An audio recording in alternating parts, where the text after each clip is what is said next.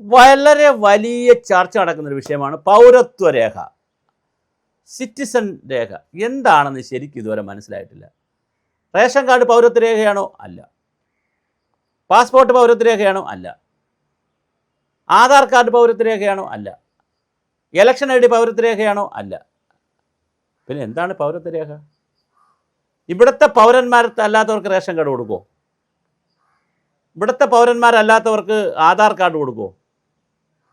ഇവിടുത്തെ പൗരന്മാർക്കല്ലാത്തവർക്ക് പാസ്പോർട്ട് കൊടുക്കുമോ? ഇവിടുത്തെ പൗരന്മാരല്ലാത്തവർക്ക് വോട്ടർ ഐ ഡി കൊടുക്കുമോ? ഇനി അഞ്ചാമതൊരു ഐ ഡി ഉണ്ടോ? പൗരത്വ ഐ ഡി എന്ന് പറഞ്ഞൊരു ഐ ഡി ഉണ്ടോ? എൻ്റെ പരിചയത്തിൽ ജനങ്ങളാരും പൗരത്വ ഐ ഡി എടുത്തതായിട്ട് കാണുന്നില്ല. ഇന്ത്യൻ പൗരനാണെന്നുള്ള ഐ ഡി എടുത്തതായിട്ടാണല്ലോ. ഇന്ത്യയിൽ ജനിക്കുന്നു, ജീവിക്കുന്നു. അത് ഹെറിഡിറ്ററി, പാരമ്പര്യം, പരമ്പരാഗതം, കീഴ്വഴക്കം. ഇവിടുത്തെ മണ്ണിൽ ജനിക്കുന്നു, ഇവിടെ ജീവിക്കുന്നു. അതിനപ്പുറമുള്ള പൗരത്വ രേഖ എന്താണ്? ഇത് വലിയ വിഷയമാണ് സ്വതന്ത്ര ഇന്ത്യയിൽ. ഇതുവരെ ഇതൊരു വിഷയമേ ആയിരുന്നില്ല. BJP വന്നതിന് ശേഷം ഇതിങ്ങനെ അലുക്കുലുക്ക് വിഷയമാകുന്നത്. സ്വാതന്ത്ര്യം കിട്ടുന്ന 10-60 വർഷം കഴിഞ്ഞില്ലേ രാജ്യത്തിന്? 60 ഇപ്പോൾ 70 വർഷം കഴിഞ്ഞു. ഇതുവരെ ഇതൊരു വിഷയം. അല്ലെങ്കിൽ പൗരത്വ രേഖ എന്ന് പറഞ്ഞ രേഖ കൊടുക്കണം ആളുകൾക്ക്. India government Indian citizen document എന്ന് പറഞ്ഞ് ഒരു രേഖ കൊടുക്കണം, ആധാർ രേഖ കൊടുത്ത പോലെ. അല്ലെങ്കിൽ ഏതെങ്കിലും ഒന്ന് ഫിക്സ് ചെയ്യണം. ഒന്നിലധികം. ഇപ്പോൾ പാസ്പോർട്ടാണ് പൗരത്വ രേഖ എന്ന് പറഞ്ഞാൽ എല്ലാവർക്കും പാസ്പോർട്ട് ഇല്ലല്ലോ. റേഷൻ കാർഡിന് പൗരത്വ രേഖ എന്ന് പറഞ്ഞാൽ റേഷൻ കാർഡ് ഇല്ലാത്ത ഒരുപാട് പേരില്ലേ. ആധാർ കാർഡും ഒക്കെ, ആധാർ കാർഡിൽ മിക്കവാറും പേര് ചേർത്തലേ അവർക്ക് ജീവിക്കാൻ പറ്റുള്ളൂ. കാര്യം എന്തെങ്കിലും എല്ലാ കാര്യത്തിനും ആധാർ എടുക്കുന്നുണ്ട്, ആധാറും ഒക്കെ. പാൻ കാർഡ്, ബാങ്ക് അക്കൗണ്ട് ഉണ്ടെങ്കിൽ പാൻ കാർഡ് മതി. ഇത് ഫിക്സ് ചെയ്യണമെന്നേ ഗവൺമെൻറ്. ഇത് ആളുകളിട്ട് വരെ ഒരു വട്ടം കറക്കുകയാണ്, പ്രാന്താക്കുകയാണ്. പൗരത്വ ബില്ല്, SIR വഴിയുള്ള പൗരത്വ പരിശോധന. ഇതാരാണ് നിങ്ങളെ ചുമതലപ്പെടുത്തിയത് ഇങ്ങനെയൊക്കെ പരിശോധിക്കാൻ? നിങ്ങളാരാണ്? ജനാധിപത്യത്തിൽ 5 വർഷത്തേക്കോ 10 വർഷത്തേക്കോ അധികാരം കിട്ടിയെന്നുള്ള ഒറ്റ കാര്യം കൊണ്ട് ഇവിടെ ഏതൊക്കെ പൗരന്മാർ നിൽക്കണം, ആരൊക്കെ നിൽക്കണ്ട എന്നൊക്കെ പറയുന്ന കാര്യങ്ങൾ തീരുമാനിക്കാൻ നിങ്ങളാരാണ് മിസ്റ്റർ? ഗൗരവപരമായൊരു ചോദ്യമാണ്. 70 വർഷമായിട്ട് ഈ പ്രശ്നമില്ല. ഇപ്പോഴാണ് ഈ ഒരു വലിയ പ്രശ്നമാണിത്. കോടതി പോകുന്നു, സുപ്രീം കോടതി പോകുന്നു, ഹൈക്കോടതി പോകുന്നു, പൗരത്വ ബില്ല് വരുന്നു. എന്തൊരു ബഹളമാണ് മനുഷ്യർക്ക് താമസിക്കാൻ. ഇവിടെ ജനിച്ചു പോയത് കൊണ്ട് താമസിക്കാൻ എന്തൊക്കെയും ബുദ്ധിമുട്ടുണ്ടോ? ഇവിടെ ആരാ വരാത്തത്? എല്ലാവരും വന്നല്ലേ താമസിക്കുന്നവർ. കുറച്ച് പേർ നേരത്തെ വന്നു, കുറച്ച് പേർ താമസിച്ച് വന്നു, ഇത്രയല്ലേ ഉള്ളൂ. ആഫ്രിക്കൻ കാടുകൾ ഒഴിച്ച് ബാക്കി ലോകത്തിലെ മുഴുവൻ സ്ഥലങ്ങളും കോൺകർ ചെയ്തതല്ലേ ആളുകൾ പോയി.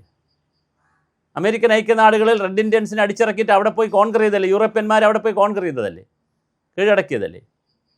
യൂറോപ്യന്മാർ ലോകരാജ്യം മുഴുവൻ പോയി അവിടെയെല്ലാം കോളനിവൽക്കരിക്കുകയും ബ്രിട്ടീഷുകാരും അമേരിക്കക്കാരും ഒക്കെ ലോകം മുഴുവൻ പോയി കോളനിവൽക്കരിക്കുകയും അവിടെയെല്ലാം കുടിയേറിപ്പാർക്കുകയും ചെയ്തതല്ലേ.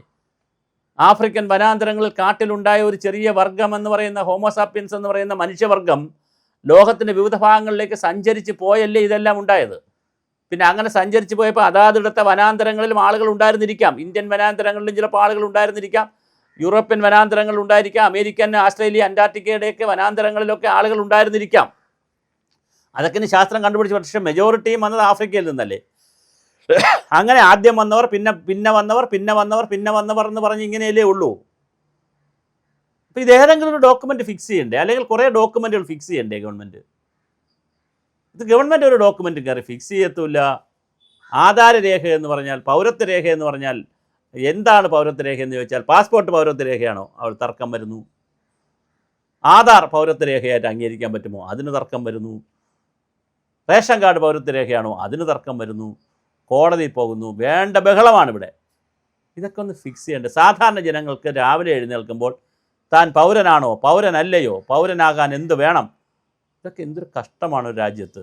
ഒരു ജനാധിപത്യ മതേതര സോഷ്യലിസ്റ്റ് രാജ്യമെന്നൊക്കെ പറയുകയും ഇന്ത്യക്ക് ലോകത്തിലെ ഏറ്റവും വലിയൊരു ഭരണഘടനയുണ്ടെന്ന് അഭിമാനിക്കുകയും ചെയ്യുന്ന ഇന്ത്യ, ലിഖിതമായൊരു ഭരണഘടന, ഏറ്റവും വലിപ്പമുള്ള ലിഖിതമായൊരു ഭരണഘടനയുള്ള ഇന്ത്യ, ഭരണഘടനയുടെ വിവിധ വകുപ്പുകൾ ആളുകൾക്ക് ഒരുപാട് സ്വാതന്ത്ര്യം നൽകുന്ന ഇന്ത്യ, മതത്തിൽ വിശ്വസിക്കാൻ, വിശ്വസിക്കാതിരിക്കാൻ, ദൈവത്തിൽ വിശ്വസിക്കാൻ, വിശ്വസിക്കാതിരിക്കാൻ, ഇഷ്ടമുള്ളത് പ്രചരിപ്പിക്കാൻ, ഇഷ്ടമുള്ള സ്വാതന്ത്ര്യം നൽകുന്ന ആർട്ടിക്കിൾ 21-ൻ്റെയൊക്കെ മഹത്തായ പാരമ്പര്യമുള്ളൊരു ഭാരതത്തിൽ ആളുകൾ ഇവിടെ വന്ന് ജീവിച്ചു എന്നുള്ള കാരണത്താൽ, ഇവിടെ വന്ന് ജനിച്ചുപോയി അല്ലെങ്കിൽ ജീവിച്ചു എന്നുള്ള ഒറ്റ കാരണത്താൽ പൗരത്വത്തിന് വേണ്ടി വട്ടം കറങ്ങേണ്ടി വരുന്നു എന്ന് പറഞ്ഞാൽ വളരെ കഷ്ടമാണ്, ഒരുതരം ഗതികേടാണ്. ഇപ്പോൾ റീസെൻ്റായിട്ട് കഴിഞ്ഞ 10-15 വർഷമായിട്ട് ഉടലെടുത്തൊരു പുതിയ ഫിനോമിനയാണിത്. ഇന്ത്യൻ പൗരത്വം എന്ന് പറഞ്ഞുള്ളൊരു ബഹളം. ഇത് ഫിക്സ് ചെയ്യണം ഇന്ത്യ ഗവൺമെൻറ്. ആരാണ് ഇന്ത്യൻ പൗരന്മാർ, ആരാണ് ഇന്ത്യൻ പൗരന്മാരല്ലാത്തവർ, അവർ എന്തൊക്കെ രേഖ സൂക്ഷിക്കണം, ഇന്ത്യൻ പൗരത്വത്തിൻ്റെ രേഖ എന്താണ് എന്ന് വളരെ കൃത്യമായി നിശ്ചയിക്കണം. നിശ്ചയിക്കാതെ വരുമ്പോഴാണ് ആളുകൾക്ക് വട്ടായി ഭ്രാന്തായി നടക്കുന്നത്. ഇത് വളരെ പ്രധാനപ്പെട്ട ഒരു കാര്യമാണ്, വളരെ പ്രധാനപ്പെട്ട കാര്യമാണ് ഇന്ത്യൻ പൗരത്വം. ലോകത്തെല്ലാ രാജ്യങ്ങളിലും പൗരത്വ വിഷയമുണ്ട്. പൗരത്വം കിട്ടുന്നതുണ്ട്, കിട്ടാത്തവരുണ്ട്. സിറ്റിസൺഷിപ്പ് എന്ന് പറയുന്ന ഒരു പ്രധാനപ്പെട്ട രേഖ തന്നെയാണ്. പക്ഷേ ഇന്ത്യൻ സിറ്റിസന് ലോകത്തെ പല രാജ്യങ്ങളും സിറ്റിസൺഷിപ്പ് ഡോക്യുമെൻറ്റും കൊടുക്കും, കാർഡ് പോലെ. അങ്ങനെയാണെങ്കിൽ ഇന്ത്യയിൽ സിറ്റിസൺഷിപ്പ് ഡോക്യുമെൻ്റ് കൊടുക്കുമോ, അതിന് എടുത്തു വെക്കണോ ഇന്ത്യക്കാർ എന്നുള്ളൊരു ചോദ്യമുണ്ട്. അത് അങ്ങനെ ഒരു കുരിശ് വന്നാൽ അതും വീണ്ടും അടുത്ത കുരിശായിരിക്കും. അപ്പോൾ ആരെടുക്കണം, ആരെടുക്കണ്ട എന്നുള്ളത് ചോദ്യമുണ്ട്. ഏതൊക്കെ രേഖയാണ് പൗരത്വ രേഖ എന്നുള്ളതിനെ സംബന്ധിച്ച് വളരെ കൃത്യമായ നോട്ടിഫിക്കേഷൻസ് ഗവൺമെൻറ് ഓഫ് ഇന്ത്യ ഇറക്കിയാൽ, പാർലമെൻറ്റ് പാസ്സാക്കിയാൽ നന്നായിരുന്നു. അല്ലെങ്കിൽ ഈ രാജ്യത്ത് വലിയ പ്രതിസന്ധിയാണുള്ളത്, വളരെ വലിയ പ്രതിസന്ധി. വോട്ടേഴ്സ് ലിസ്റ്റ് പേരില്ല, അതുകൊണ്ട് പാസ്പോർട്ട് കിട്ടുന്നില്ല. അവസാനം പാസ്പോർട്ട് കൊടുക്കുന്നു. ഒരു വലിയ പത്രപ്രവർത്തകന് പാസ്പോർട്ട് കിട്ടിയില്ല, പക്ഷേ അദ്ദേഹത്തിന് അവസാനം പാസ്പോർട്ട് കൊടുക്കുന്നു.